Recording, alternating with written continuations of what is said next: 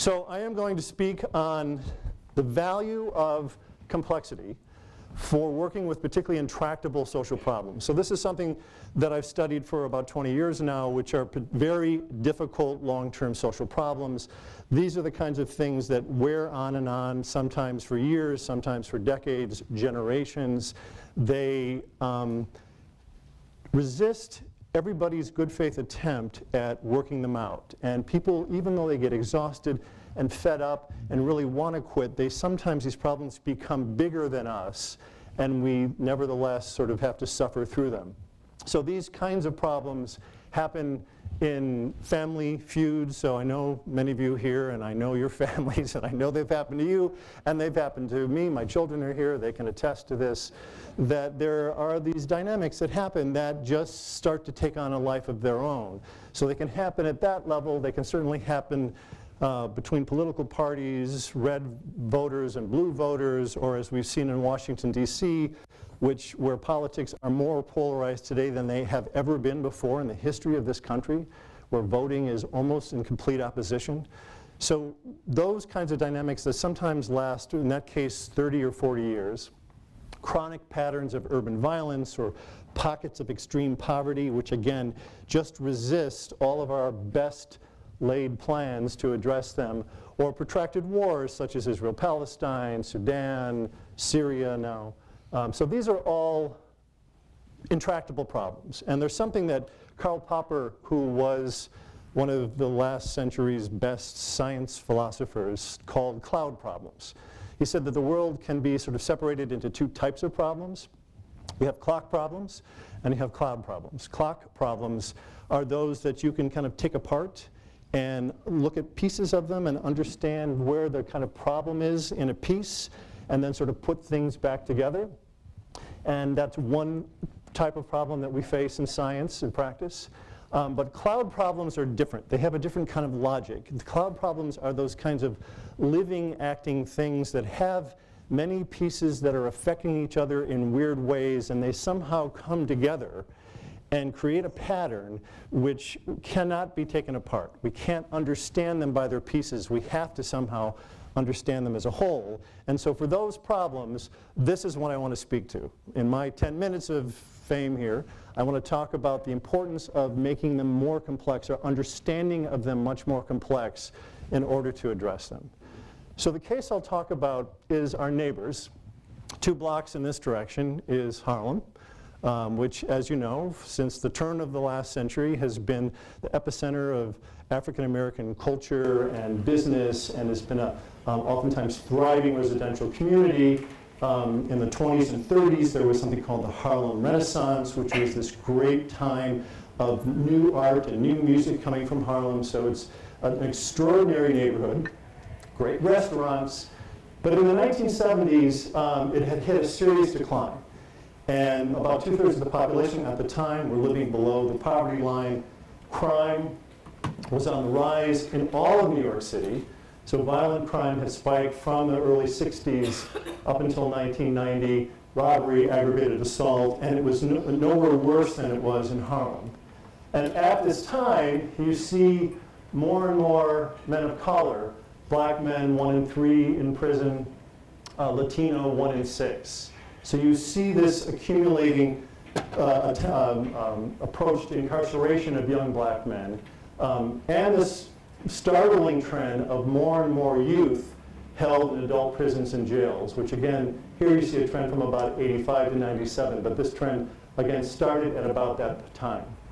So this is the context of Harlem 1970, 1980, where this young man, a guy named Jeffrey Canada, comes up. He's born in the South Bronx. He's born to a single mother. She works in menial jobs, sometimes relies on welfare to get by.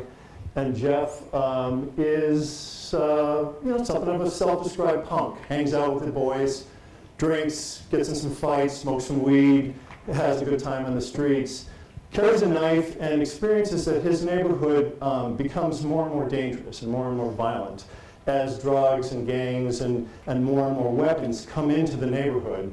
And so he experiences this change over time but somehow manages to stay in school, gets a scholarship to a good college, then goes on to Harvard Graduate School, and focuses a lot of his energy on his taekwondo and earns a third-degree black belt.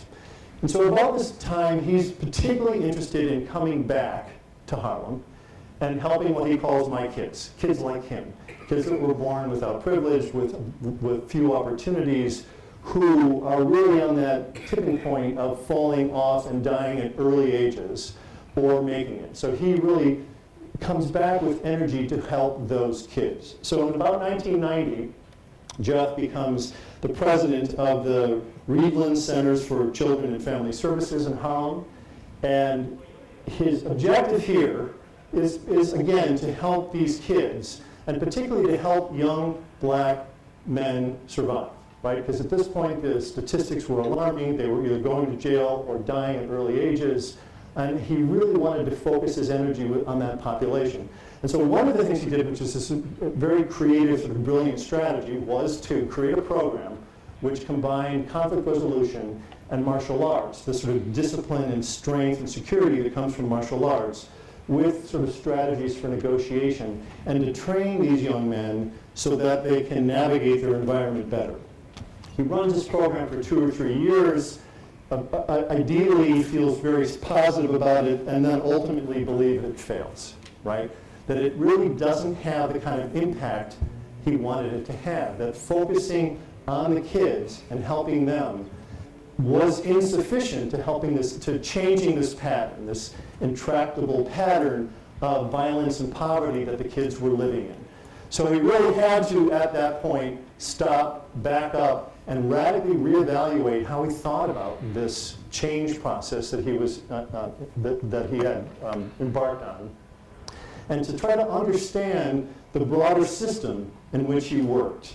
And so he started to think about the problem more like this, right? So this is sort of the type of factors that research tells us contribute to these kinds of long-term chronic patterns of violence and poverty in poor neighborhoods. Everything from macro poverty issues and insufficient access to health care and nutrition, the fact that you're all night long in an emergency room with your siblings because that's where you used to get medical care, and so you're not sleeping at night, and the fact that children that are exposed to lead paint early on have much poorer impulse control. So when people get in their face, they're much likely to strike out, be identified as violent and a bully, and that starts a process. So all of these things in this cloud of factors work together to create the patterns of violence.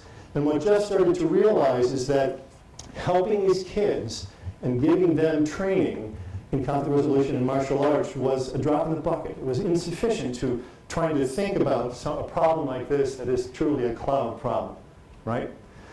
So it's with that kind of more complexification of his understanding, more nuance of his understanding of the situation, that he backed up and created what he called, at that point, the Harlem Children's Zone. So this was a kind of radical social experiment. It still is a social experiment that is about 10, 12 years in the making. And it is an attempt to work with originally 24 square blocks in Harlem, and then 60, and then 100 square blocks in Harlem. It's sort of this area in Harlem, where he is attempting to understand the patterns of violence and poverty and conflict that's multi-causal, and then with that kind of understanding, focus in and do something different. And so what they do in the zone is they focus on the ones and the twos. So in New York City, when your child is ready to go to school, they test the kids, and they give them reading tests and school readiness tests. And you can score 1, 2, 3, or 4s. And the 3 or 4s usually make it. They usually do okay. They have enough support to make it through at least most of school. But the 1s and 2s don't. The 1s and 2s have a much harder time. They get sucked into, they drop out, they get sucked into gangs, they get sucked into problems. And so it's really the focus on the 1s and 2s that Jeff wanted to begin to work with this theory of change. He believed that if in Harlem he could help the most at-risk kids and help them really from birth through college at this point, sort of supporting them all the way through graduation, high school, and then with some support through college, that would float the community, that would change this kind of radical pattern, and in a way addressing everything. So what they do is they provide these kids and other kids in the zone with education, social, and medical services combined. And they do it as only community activists can do it. They're tenacious. They triage each kid. They understand the kid. They understand the family dynamics. And they give that family what they need to get the kid into school, to survive, to thrive, and to make it to college and move on.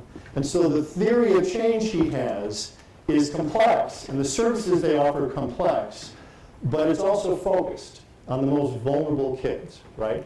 And so the outcomes have been pretty promising. This is Promise Academy, which is their charter school that they opened several years ago. They're in all of the public schools within the zone as well, offering support to parents and principals and teachers there. And the outcomes thus far have been very promising. 100% of the kids in the preschool are ready for school once they enter the school system. The Promise Academy has been rated 99th percentile in city high schools. All of the kids last year in their program went on to post-secondary school, and over 4,000 parents have been trained in their baby college, which is sort of a parenting school. And the scores have been great. The change has been radical from the beginning of this to today. It's not perhaps coincidence that violence has also decreased radically in Harlem and in New York City since then. Now, I'm not suggesting that what Jeff did in Harlem and what the zone has done has changed the pattern of violence in New York City, because this pattern is seen elsewhere. It's been particularly stark or dramatic in New York City, the decline in violence, but it is multi-causal. And certainly the pattern of crime in Harlem to some degree continues and shows some spikes. But overall, the trends have been extremely promising. The local trends on the kids themselves and then the trends around crime and violence have been extremely promising. Now, what's most important for tonight's talk is not necessarily the zone and this approach, because it's not without criticism. Jeff and his approach has angered the unions to some degree because he requires things of teachers and staff that unions are not comfortable with. There have been problems, and it's a very expensive program. It takes a lot of money to give these kids the kinds of support they need to make it all the way out. And it's a long-term program. They say themselves that it's an experiment, and the trends are promising, and the benchmarks they've hit are very promising, but they don't know for sure whether it will have the kind of communal impact that they hope it will have. But it is an illustration of a principle, of an idea, that when we enter into trying to understand and deal with complex, difficult, multiply determined problems, that we really need to back up. We need to resist the temptation to go in and do what we think we've seen work elsewhere, or we've been trained to do and understand a certain thing, and to go for quick wins. And we really need to have a more nuanced understanding of what the problems are, what are existing programs that are there, and given that more nuanced understanding, maybe we go in, as Jeff did, in a different way. And this is what we do in conflict analysis these days, is when we face a conflict and we see that there are certain issues that have arisen and that seem to be kind of feeding each other, what we recommend is that people back up and understand the context of forces, the constellation of factors that are affecting those patterns. And with this kind of understanding, then perhaps you go in and work in a different way than you would have initially with whatever presented itself. So this is affecting how we approach conflict analysis and work, how we think about sustainable peace. And it's frankly an idea that's pretty pervasive in science. The idea that, for example, in decision making, when you face new problems, that you understand that problem in a complex way from different perspectives before you make a choice and work. And then once you make that choice, you evaluate its impact in a more complex and nuanced way before you act again, and then go back in. That kind of making things more complex before you focus and act has been shown to be a preferable and beneficial way of thinking for politicians and problem solvers in the lab and in politics. So this type of idea of the importance of complexity is across levels, all the way to the societal level. There's been interesting research looking at communities that have more complex social structures, where groups, members of different ethnic groups, play together and learn together and work together and organize politically together across ethnic lines. And in those more nuanced and complex structured societies, you see less violence. You see less inter-ethnic violence, right? So it's basically the same idea. That's what we call fractal. It's an idea that happens at different levels. So this is what I'm going to leave you with, is this idea that complexity before simplicity rules. Complexity in and of itself is insufficient, it's overwhelming, it's too much. But the importance of taking the time to understand the context, the nuance, before we go in and work is a critical step, and it's something that I think our speakers tonight will come back to more and more. So I am done. That's my 10 minutes. Thank you.